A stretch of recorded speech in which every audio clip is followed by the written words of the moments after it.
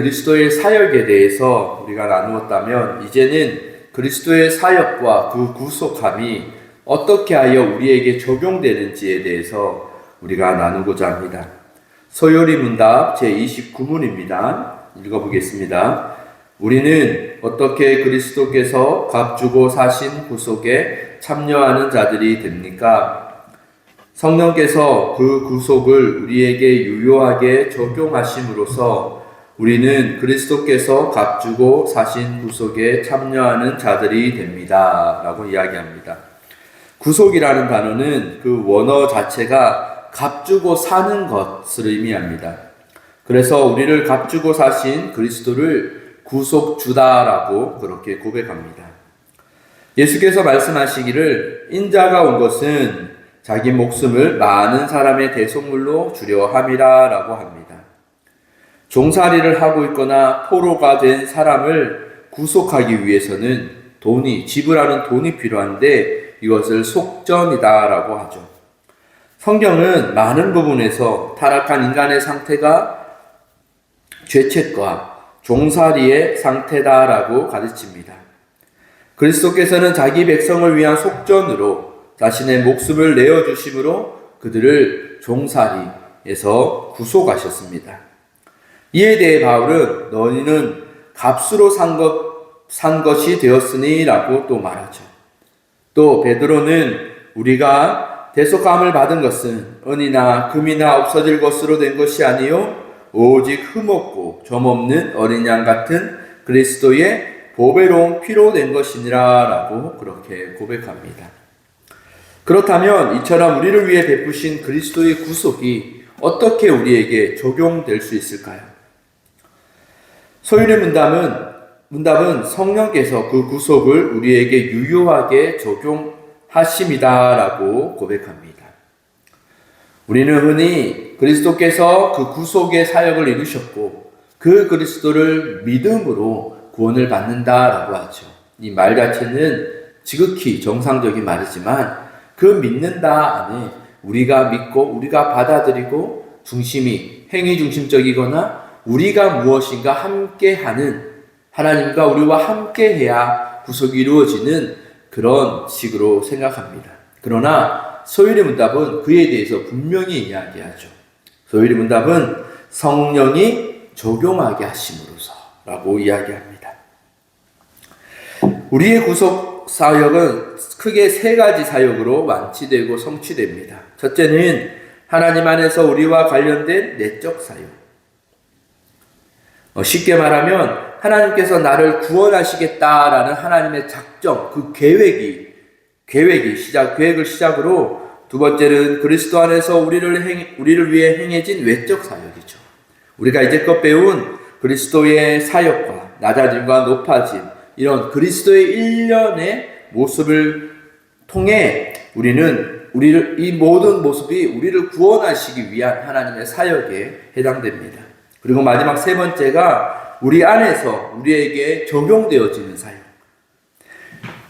예를 들면 말씀을 듣는데 우리가 믿어진다든지 우리가 깨달아진다든지 이처럼 성령이 우리에게 수여하는 모든 복, 즉 부르심과 칭의와 성화와 같은 영화들, 이런 것들 성령의 사역, 내적 사역, 우리 안에서 이루어지는 내적 사역으로 이렇게 구원이 이루어지죠.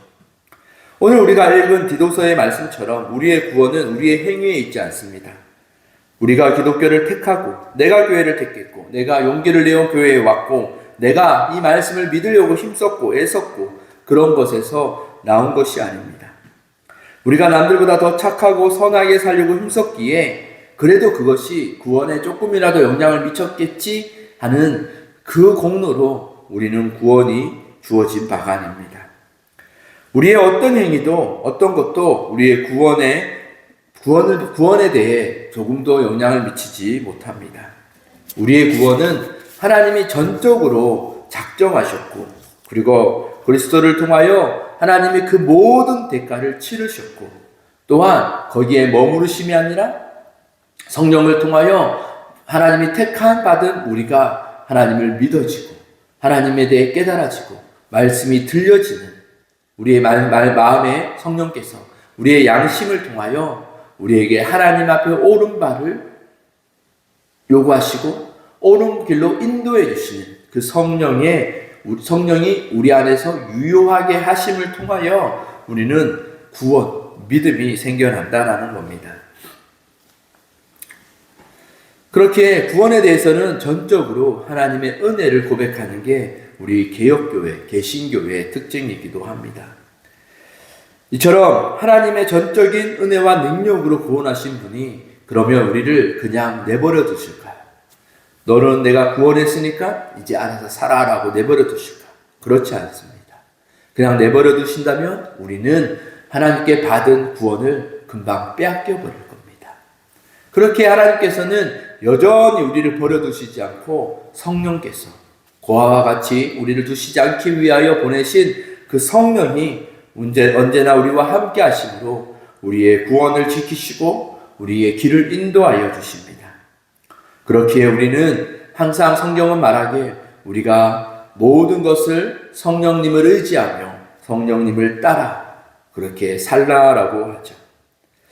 우리가 신앙생활이 성숙해지는 것은 어쩌면 우리의 힘을 빼는 것이다라고 생각을 합니다. 뭔가 고수가 되면 운동을 할 때에도 고수가 되고 이러면 힘을 빼고 뭘 한다라고 말하죠. 신앙생활을 오래 하면 오래 할수록 우리는 힘이 빠지게 됩니다. 어떤 힘이냐면 우리가 하려고 하던 그런 것들에 힘이 빠지고 전적으로 하나님을 의지하며 살아가는 그런 삶으로 살아가는 것이 가장 현명하고 지혜로운 길임을 깨닫기에 우리는 하나님을 의지하는 삶이 우리의 기쁨이 되는 삶이 될 것입니다. 우리가 하나님의 말씀을 믿고 우리의 삶을 하나님께 맡기며 살아볼 수 있기를 원합니다. 약속하신 것대로 보혜사, 도우시는 성령께서 우리가 무엇을 하든지 하나님이 함께 하시고 그 길을 인도하여 주실 겁니다. 그렇게 하나님과 동행하는 하나님의 자녀들이 되기를 소망합니다. 기도하겠습니다.